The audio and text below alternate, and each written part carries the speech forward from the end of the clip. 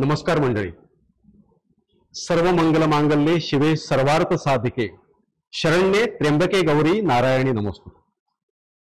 म्हणजे आपल्याला माहिती आहे की सध्या नवरात्रीचा हा उत्सव मोठ्या उत्साहामध्ये मोठ्या आनंदामध्ये सर्वत्र सुरू आहे आणि गेल्या वर्षीप्रमाणे स्काय न्यूज चॅनलच्या माध्यमातून आपण जागर स्त्री शक्तीचा गाथा कर्तृत्वाची ही जी शृंखला आहे ती सुरू केलेली आहे आणि यावर्षी सुद्धा त्याच उत्साहामध्ये त्याच आनंदामध्ये आपण हा कार्यक्रम प्रतिसाद छान मिळाल्यामुळे पुन्हा याही वर्षी सुरू करतो आहोत. मंडळी, स्त्री शक्ती दुर्गा मातेची ही 9 रूप नवरात्री, पण हे करत असताना आजची स्त्री 21व्या शतकातली स्त्री हे सुद्धा एक स्त्रीचं आदिमायेचं रूप आहे, एक आधुनिक रूप आहे. आणि म्हणून अशा कर्तृत्ववान स्त्रियांना कुठेतरी बोलतं करणं, त्यांच्याशी संवाद साधणं हा एक हेतू आहे या आमच्या उपक्रमाचा. आणि म्हणून आज या ठिकाणी प्राध्यापिका डॉक्टर सुमेधा सुदर्शन नाईक मॅडम आज आपल्यासोबत या ठिकाणी उपस्थित आहेत. आपण मॅडमशी संवाद साधूया. नमस्कार मॅडम. नमस्कार. आपलं खूप खूप स्वागत आहे. पहिली गोष्ट म्हणजे धन्यवाद. कशा आहात मॅडम आपण? खूप मजेत एकदम. नवरात्री सुरू आहे. हो हो हो. त्यामुळे खूप आणि माहोल खूप खूप छान आहे, उत्साहाचा आहे. म्हणून माझा पहिला प्रश्न तुम्हाला सांगतो की इचलकरंजी म्हणजे मला वाटतं पश्चिम महाराष्ट्र ना? अगदी बरोबर. आणि आपला वरची देवली मालवण म्हणजे आपला तळ कोकण म्हणजे आपला सिंधुदुर्ग जिल्हा, हा जो प्रवास आहे या प्रवासाबद्दल सुरुवातीला आमच्या रसिकांना सांगते.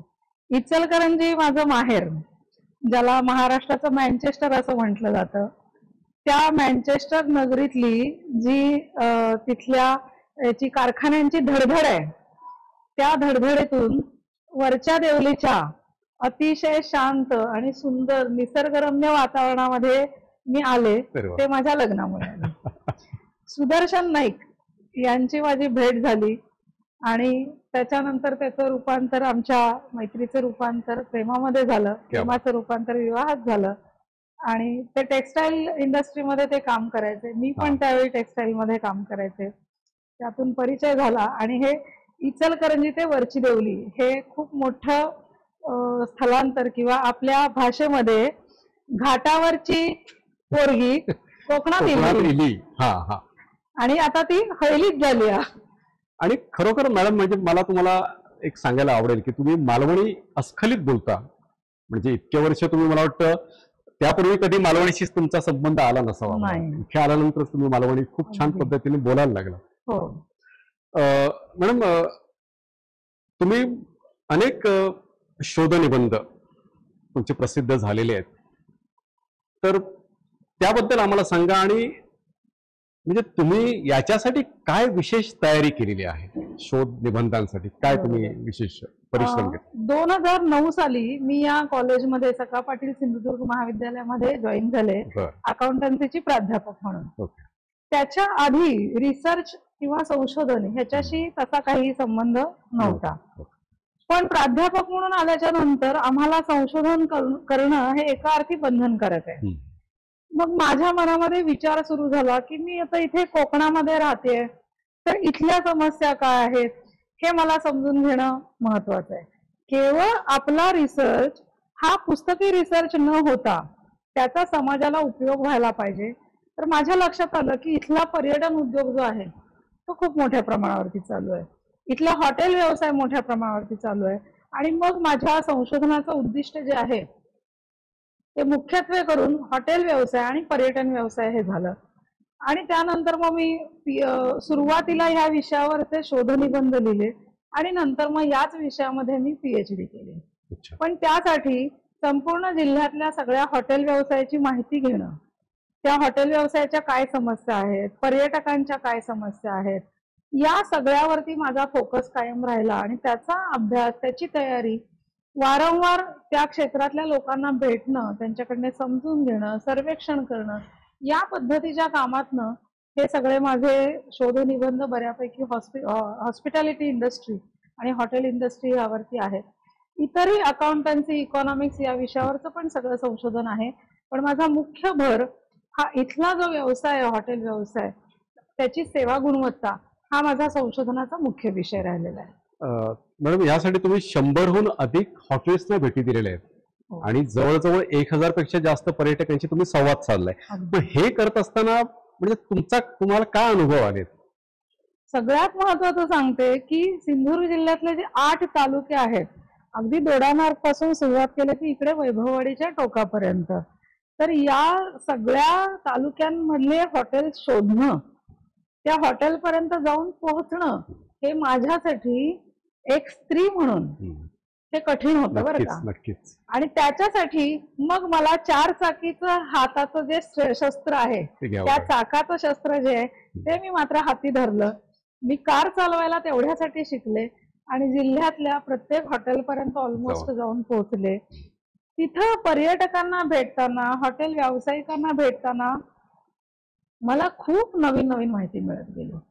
पण त्याचा फायदा असा झाला की जे प्रश्न मी पर्यटकांना विचारत होते ते प्रश्न हॉटेल व्यावसायिकांपर्यंत मला पोहोचवता आले आणि हॉटेल व्यावसायिकांचं म्हणणं मला पर्यटकांपर्यंत पोहोचवता आलं. खरं तर तो माझ्या संशोधनाचा भाग नव्हता, पण ते नकळत घडत गेलं आणि त्यातून तुम्हाला सांगते की सिंधुदुर्ग जिल्ह्यामध्ये हॉटेल व्यावसायिकांनी काही नवीन ट्रेंड सुरू केले. मी एक साधं उदाहरण सांगते की आपल्याकडे त्यावेळेला नववर्षाची पार्टी किंवा 31 डिसेंबर साजरं करणं हे हॉटेलमध्ये कधी होत नव्हतं. पण मी जसं प्रश्न विचारत गेले तर हॉटेल व्यावसायिक त्यावरती प्रयोग करायला लागले आणि मग तिथून नवीन नवीन ट्रेंड सुरू झाले. आता तो ट्रेंड चांगला की वाईट हा सगळा पुन्हा वेगळा एक संशोधनाचा विषय आहे.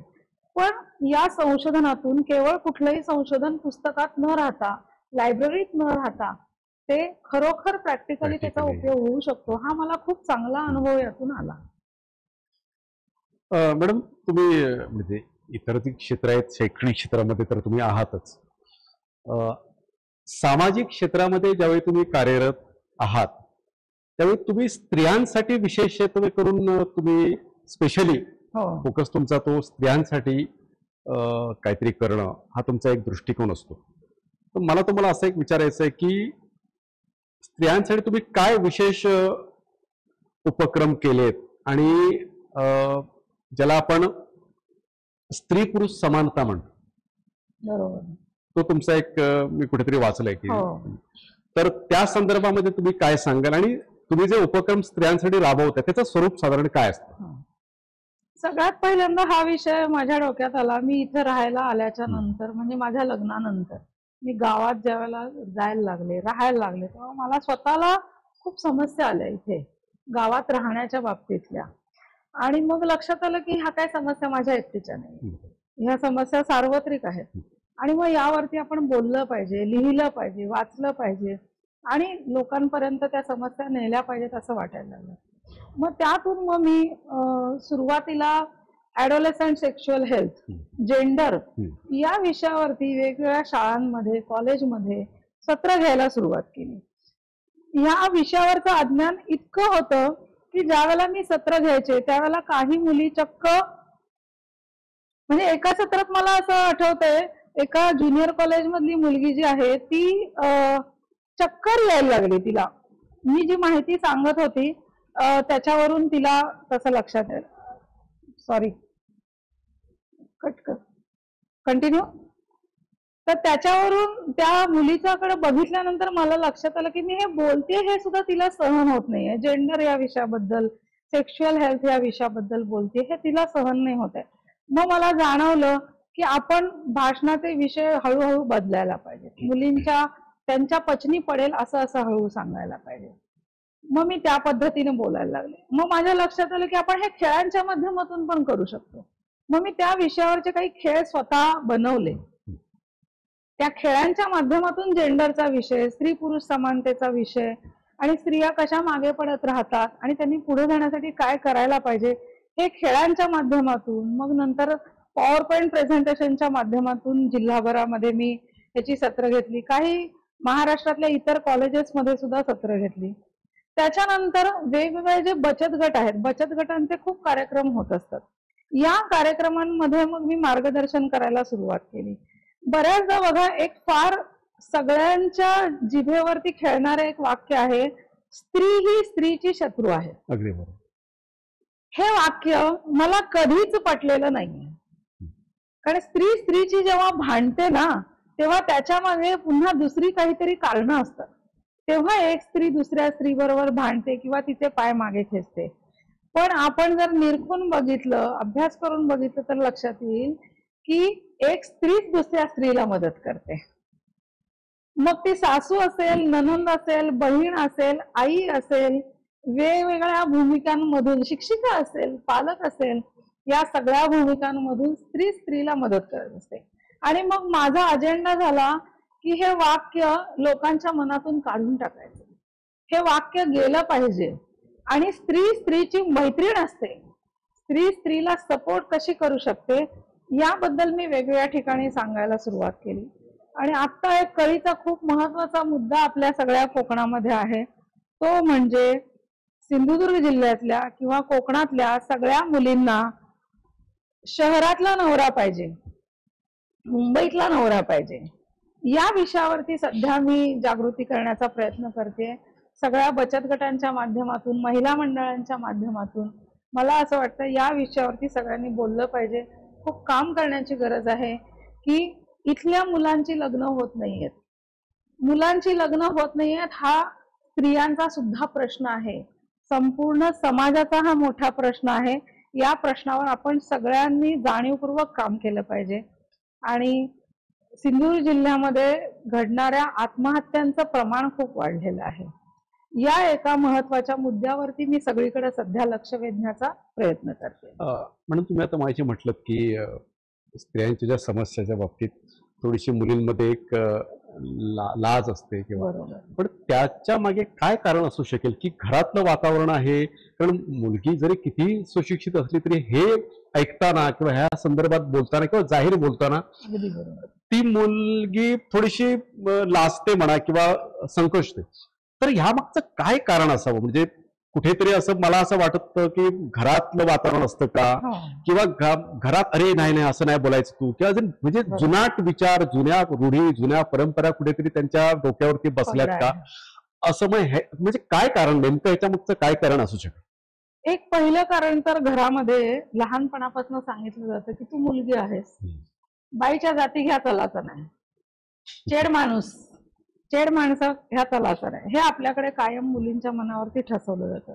मग मुलगी म्हणून ना माझी एक चौकट आखलेली आहे, त्या चौकटीतच मी विचार करायला माझं कंडिशनिंग होतं. तर हे एक सगळ्यात महत्वाचं कारण आहे. दुसरं कारण आहे आमच्या शाळा आणि शिक्षण पद्धती.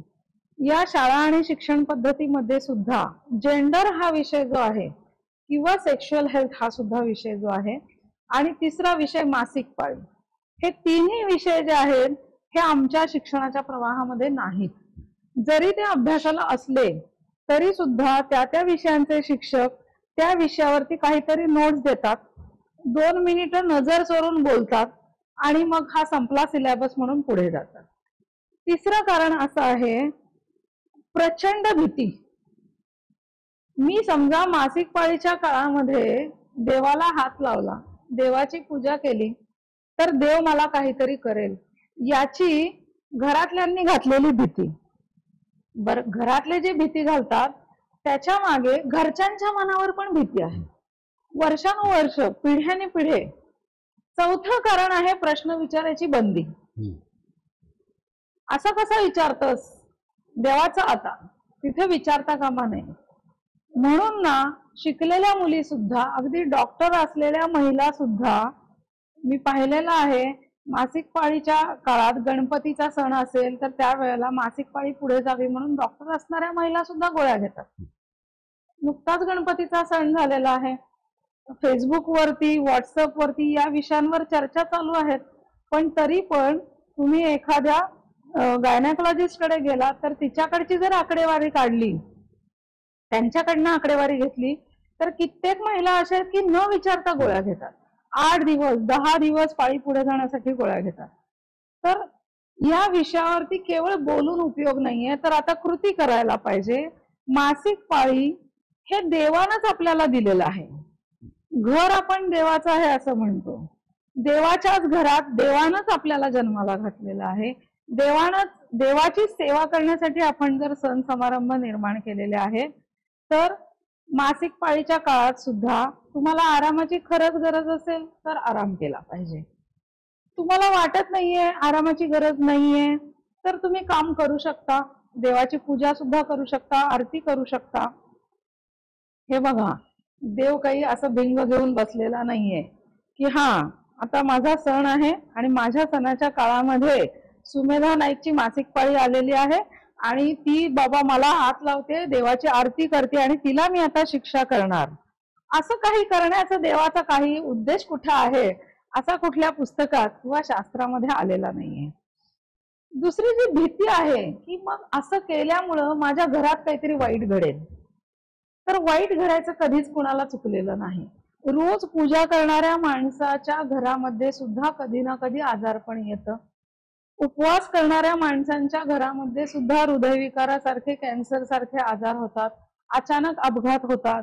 त्यामुळे या सगळ्या घटनांचा संबंध हा तुम्ही मासिक पाळीच्या काळात पाळता किंवा नाही याच्याशी नाहीये. तुमचं आरोग्य कसं आहे, तुम्ही विचार कसा करता, त्या त्या वेळेला घडणाऱ्या घटनांच्या मागची वेगळी कारणं असतात, या सगळ्याशी आहे. तर मुलींनी आणि विशेषतः शिकलेल्या मुलींनी घरातले हे जे गैरसमज आहेत ते दूर करण्यासाठी प्रयत्न केला पाहिजे. या मुलाखतीनंतर कदाचित या मुलाखतीच्या खाली यावरती कॉमेंट सुद्धा येतील, ट्रोल सुद्धा कदाचित केलं जाईल, पण तरी सुद्धा मला वाटतं की एक शिक्षक म्हणून, एक शिकलेली स्त्री म्हणून या विषयावरती मी बोललं पाहिजे असं मला वाटतं. अगदी बरोबर मॅडम. आणि प्रवाहाविरुद्ध जाऊन तुम्ही हे जे कार्य करताय ते खरोखरच कौतुकास्पद आहे. आणि तुम्ही जे म्हटलं की केवळ म्हणजे तुम्ही सांगून नाही तर त्यांच्याकडून ते समोरून आलं पाहिजे. आणि म्हणजे आताच्या मुलांनी, आताच्या पिढीने तर ह्या गोष्टी थोड्याशा नाही मानल्या पाहिजेत की असं म्हणजे देवासमोर वगैरे. पण तुम्हाला वाटतं का मॅडम की हा किती काळ जाईल? म्हणजे हे लगेच तर एका रात्रीत आपण नाही बदल करू शकत, एका वर्षात नाही बदल करू शकत, कारण कित्येक वर्षानुवर्ष अगदी पिढ्याने हे चालत आलेलं आहे. आणि पण हे बदललं पाहिजे. पण त्याला किती वेळ लागेल म्हणा, किंवा त्याच्यासाठी आपल्याला काय आपण करू शकतो आणि काय करू शकतो? बरोबर. एक आपण उदाहरण बघू की ज्या वेळेला महिला नोकरी करायला लागल्या त्यावेळेला काही महिला अचानक नोकरी करायला लागल्या आणि त्यांच्या घरातलं वातावरण बदललं असतं. मग काळ असा गेला आणि मग पुन्हा ना मुलांसाठी पाळणाघरं निर्माण झाली. पाळणा घरात मुलांना ठेवायचं याच्याबद्दल संघर्ष महिलांनी सगळ्यांनी केला.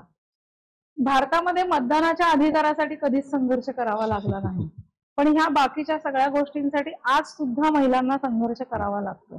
तर मला वाटतं ह्या सगळ्यांना चालू राहणाऱ्या गोष्टी आहेत. जसं जसं येत जाणार, साधी गोष्ट मोबाईल वरती व्हॉट्सअप डाउनलोड करणं, याच्याबद्दल फोबिया होता आमच्या मनात की नाही. मग फेसबुक बद्दल फोबिया आला, नाही ते काहीतरी वाईट असतं. पण आता सगळेजण फेसबुक वापरतात. फेसबुकचे बरे वाईट परिणाम सगळे आपण बघतो.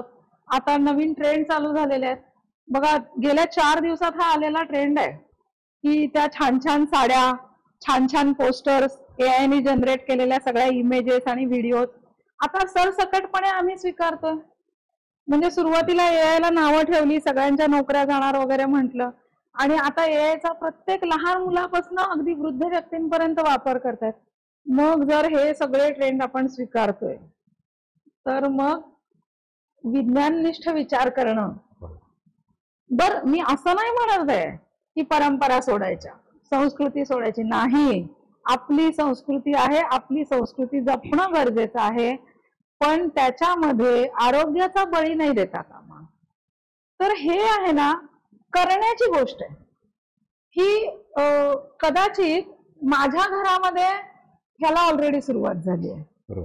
माझ्या नेक्स्ट जनरेशन पर्यंत मी पोहोचवण्याचा हे प्रयत्न केलेला आहे. तुमच्या घरात कदाचित ह्याला वेळ लागेल, आणखी तिसऱ्या व्यक्तीच्या घरात ह्याला अजून कदाचित वेळ लागेल. सो त्या त्या घरातल्या स्त्रिया काय भूमिका घेतात आणि त्या त्या घरातले पुरुष काय ह्या बाबतीत हे करतात ह्याला फार महत्व आहे. एक साधी गोष्ट सांगते की माझ्या घरामध्ये मी ज्या वेळेला हे सुरुवात केलं की मी मासिक पाळी पाळणार नाही, मला माझ्या नवऱ्याला त्यासाठी विश्वासात घ्यावं लागलं, माझ्या घरातल्या व्यक्तींना विश्वासात घेतलं. त्यांना घेतल्याच्या नंतर विश्वासामध्ये मी हे बदलू शकते. मी एकटीनं नाही हे करू शकत, सगळ्यांना हे करायला पाहिजे. घराच्यांचा सपोर्ट पाहिजे, आजूबाजूंचा सपोर्ट पाहिजे. जिथं हा सपोर्ट मिळेल तिथं हे पटकन बदलेल. जेवढा सपोर्टला वेळ लागेल तिथं अजून ह्याच्यामध्ये वेळ जाईल. म्हणजे सकारात्मक एक विचार करायला हरकत नाही की हा बदल निश्चितपणे होईल. अगदी. मॅडम, तुम्ही कॉलेजमध्ये आता NCC किंवा NSS च्या माध्यमातून आजच्या तरुण पिढीला तुम्ही सामाजिक बांधिलकीची जाणीव करून देत आहे. आणि खरं तर म्हणजे दुर्दैवाची गोष्ट अशी आहे की मुलं आताची मोबाईलच्या एवढी आहारी गेलेली आहे, प्रत्येक घरात हा प्रॉब्लेम आहे. तर सामाजिक बांधिलकीसाठी मुलांना आणि कुठेतरी आधी त्या कक्षा आपल्या रुंदावल्या पाहिजे. तर काय करायला पाहिजे मुलांनी? सामाजिक बांधिलकी म्हणजे नेमकं काय करायला पाहिजे? एक पहिली गोष्ट, मोबाईलवर आपण सातत्यानं आक्षेप घेत राहतो. प्रत्येक गोष्टीला सगळे पालक कारण सांगतात की नाही तो मुलगा किंवा मुलगी. माझ्याकडे काउन्सिलिंगच्या अनेक केसेस येतात. त्या केसेसमध्ये पहिलं कारण असतं की आमचा मुलगा मुलगी मोबाईल मधनं मान वर काढत नाही. काही केसेस तर अशा आलेल्या आहेत की मुलगा अतिशय हुशार, एकदम ब्रिलियंट मुलगा, पण आता मोबाईल शिवाय हे करत नाही. मोबाईल हातातनं काढून घेतला की तो टँट्रम दाखवतो, कोणाचंही ऐकत नाही, आई वडिलांशी बोलत नाही, रूम मध्ये जाऊन बसतो. पण मला एक सांगा, हा मोबाईल मुलांच्या हातात दिलाय कोणी? तुम्ही आणि आम्ही. मला पगार आहे म्हणून मला वाटतं मी खूप चांगला मोबाईल माझ्या मुलाला घेऊन द्यावा. तिथं मी आधी ब्रेक लावला पाहिजे, स्वतःला आधी ब्रेक लावला पाहिजे. दुसरा विषय आहे की मुलांच्या हातात ऍक्टिव्हिटी देण्याचं काम हे आमच्या जनरेशनचं आहे. मुलं स्वतःहून ते करणार नाहीत. बघा, स्वातंत्र्य लढ्याची चळवळ जरी घेतली ना, तिथं कुणीतरी समाजाचे नेते होते. लोकमान्य टिळक होते, महात्मा गांधी होते, आगरकर होते, फुले होते. या सगळ्या लोकांनी मार्गदर्शन केलं पुढच्या पिढीला, आणि पुढची पिढी मग त्या स्वातंत्र्य लढ्याकडे वळली. तसंच आत्ता आमची शिक्षकांची ही भूमिका असली पाहिजे, पालकांची ही भूमिका असली पाहिजे की मुलांना तुम्ही कृती कार्यक्रम द्या. मुलांच्या हातातला मोबाईल बाजूला ठेवण्यासाठी तितकंच आकर्षक, बुद्धीला चॅलेंजिंग, आव्हान देणारं, त्यांना काहीतरी करायला लावणारं आम्ही त्यांना दिलं पाहिजे. तसे उपक्रम आम्ही दिले तर मुलं ते निश्चितपणे करतात, असा माझा गेल्या 16 वर्षातला तरी अनुभव आहे. गेल्या वर्षीचं एक उदाहरण सांगते. आमच्या महाविद्यालयात एक विभाग चालतो, आजीवन अध्ययन व विस्तार विभाग. त्याच्या अंतर्गत आम्हाला उपक्रम करायचे असतात. तर आम्ही एक पोस्टरची स्पर्धा घेतली समाजातल्या इश्यूंवरती, आणि मुलांना मी सांगितलं की ही पोस्टर जे आहेत त्याचं प्रदर्शन जाऊन तुमच्या गावातल्या प्रत्येक शाळेत लावायचं आहे. तिथं मी तुमच्या सोबत येणार नाही, हे तुमचं तुम्ही करायचं. ती मुलं शाळेत गेली, मुख्याध्यापकांना भेटली, तिथं त्यांनी ते प्रदर्शन लावलं. सगळ्या मुलांना त्या प्रत्येक पोस्टरची माहिती दिली, त्यातल्या समस्यांची माहिती दिली. हे सगळं मुलांनी स्वतःहून केलं, आणि आमची मुलं 9 शाळांमध्ये जाऊन पोहोचली, आणि प्रत्येक ग्रुपनी त्यांनी हे टीमनी काम केलं. सो मुलांच्या हातात काय द्यायचं आहे ना, ह्याची जबाबदारी सर्वस्वी शिक्षक आणि पालक म्हणून आमची आहे असं मला वाटतं. मॅडम, 2000 साली तुम्हाला प्रतिभा ज्योती हा सन्मान तुमचं, त्याबद्दल खूप खूप अभिनंदन. आणि सिंधुदुर्ग कॉलेजमध्ये पर्यटन सप्ताह, मला वाटतं महाराष्ट्र पूर्ण राज्यामध्ये हे असं एकम, हे आम्हाला अभिमान आहे का आम्ही या कॉलेजचे विद्यार्थी आहोत. तर अर्थात त्याच्यासाठी तुमचा खूप मोठा हात आहे. आता तुमच्या इतर असेल, तुमचे सहकारी असतील, पण तुमचा त्याच्यात, तर हे सगळं व्यवधान सांभाळत असताना, हे व्याप सांभाळत असताना तुम्हाला तुमच्या पतिदेवांची साथ आणि सगळ्यात महत्वाचं म्हणजे कुटुंबाची साथ कशी काय मिळते, म्हणजे कसं ते मला आता म्हणजे आवडेल आम्हाला ऐकायला की ते महत्वाचं असतं, कुटुंबाची साथ. माझ्या सगळ्या करिअरमध्ये आणि माझ्या आयुष्यामध्ये त्यांचा सपोर्ट हा खूप महत्वाचा सपोर्ट आहे. मी ज्या वेळेला इथे नोकरीला आले त्यावेळेला माझे मिस्टर आणि मी दोघेही मुंबईमध्ये आम्ही नोकरी करायचो, पण त्यांनी माझ्यावर विश्वास ठेवून की मी एकटी इथे गावी राहू शकेन यावरती त्यांनी माझ्यावर विश्वास ठेवला, आणि मी समर्थपणे इथे सगळं पेलू शकेन यावर त्यांनी खूप विश्वास दाखवला. नोकरीच्या पूर्वी नेट सेटच्या ज्या सगळ्या परीक्षा मी दिल्या, MCOM केलं, सगळं मी हे लग्नानंतर केलेल्या गोष्टी आहेत बरं का. म्हणजे मी क्लासला जायचे, क्लासला जाताना मी माझ्या मुलाला क्लासला घेऊन जायचे, आणि मग मिस्टर ऑफिसवरनं यायचे, त्याला क्लासमधून मुलाला घ्यायचे, घरी जायचे, ते स्वयंपाक करायचे घरी जाऊन. आणि मग मी क्लासवरून यायचे आणि रात्री मग आम्ही एकत्र जेवायचो. नेट सेटच्या परीक्षांसाठी मला लायब्ररीतलं लागणारं मटेरियल सुद्धा माझ्या मिस्टरांनी कलेक्ट करून आणून दिलेलं आहे. अभ्यास मी केलाय हे नक्की आहे, पण त्या सगळ्या परीक्षांसाठी लागणारा जो बॅकअप असतो घरातला तो सगळा त्यांनी दिलेला आहे. आणि आता मागची जवळपास 8-9 वर्ष मिस्टर सुद्धा नोकरी करून शेती करण्यासाठी गावी आले आणि आता आमचं परस्पर पूरक सगळं हे जीवन आहे. आणि मी कॉलेजमध्ये कितीही तास थांबले, मी सामाजिक कामासाठी कितीही तास बाहेर असले तरीही मला घराची काळजी करावी लागत नाही किंवा आज रात्रीच्या जेवणामध्ये काय करायचंय याची चिंता मला करावी लागू नये याची सगळी मोकळीक माझ्या मिस्टरांनी सुदर्शननी मला दिलेली आहे. आणि माझ्या प्रत्येक उपक्रमामध्ये त्यांचा मला पाठिंबा आहे. आणि मला खूप अभिमान आहे त्या गोष्टीचा की माझे मिस्टर पूर्ण 100% शेतकरी आहेत. एक कॉर्पोरेट सेक्टर मधला माणूस गावी येऊन शेती करतो आणि सेंद्रिय शेती करतो, ह्याचा मला खूप अभिमान. हा आदर्श आहे नव्या पिढीला, हा नक्कीच आदर्श आहे.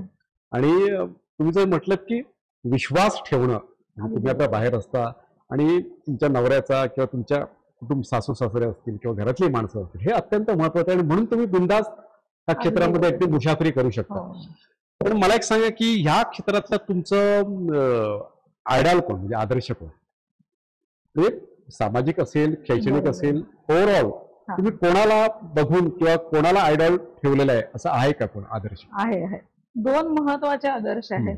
एक, मी कॉलेजला असताना माझे इंग्रजीचे शिक्षक होते प्राध्यापक डॉक्टर भगवानराव हिरडेकर, जे मला व्यंकटेश कॉलेजमध्ये इचलकरंजीला शिकवायला होते.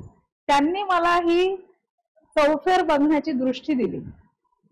ते शिक्षक म्हणून कधीही त्यांनी केवळ विषय नाही शिकवला, त्यांनी जगण्याकडे बघण्याची मला दृष्टी दिली.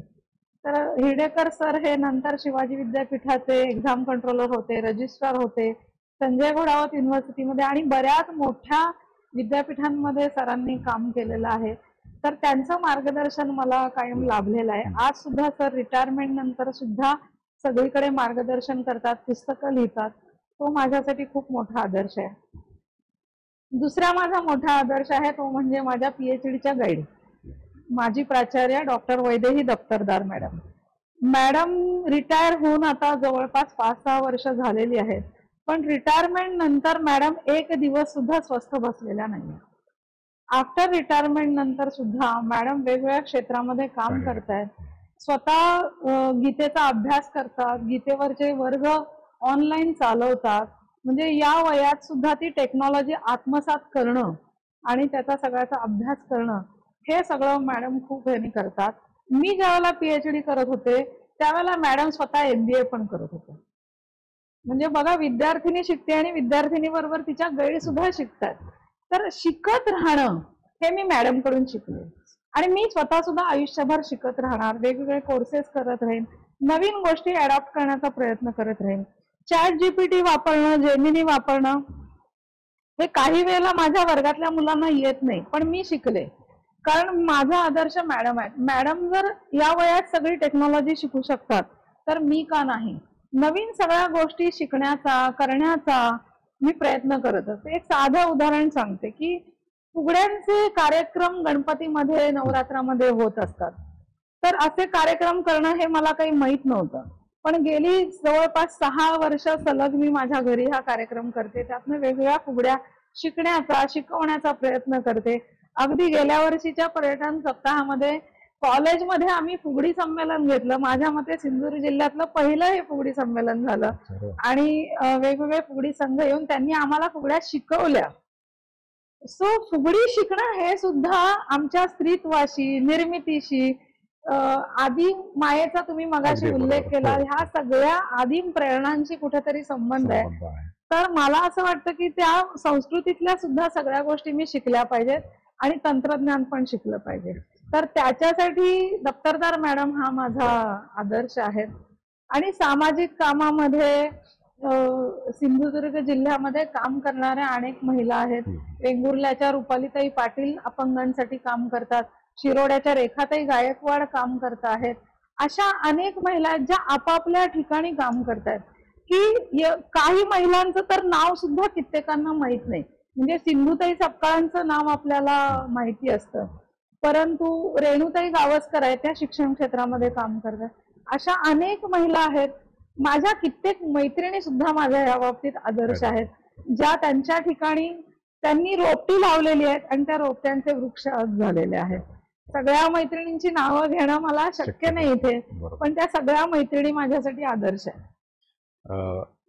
खरोखरच खूप छान. म्हणजे अतिशय मन मोकळेपण पद्धतीनं, अतिशय छान पद्धतीनं मॅडमनी त्या प्रश्नांची अत्यंत दिलखुलासपणे उत्तरं दिलेली आहेत. आणि तुम्ही बघितलं तर मॅडमना कुठलंही क्षेत्र असं हे नाहीये की प्रत्येक क्षेत्राला मॅडमनी स्पर्श केला असेल. शैक्षणिक क्षेत्रात तर 16 वर्ष त्या कार्यरत आहेत, अकाउंट्स हा विषय शिकवत आहेत मॅडम.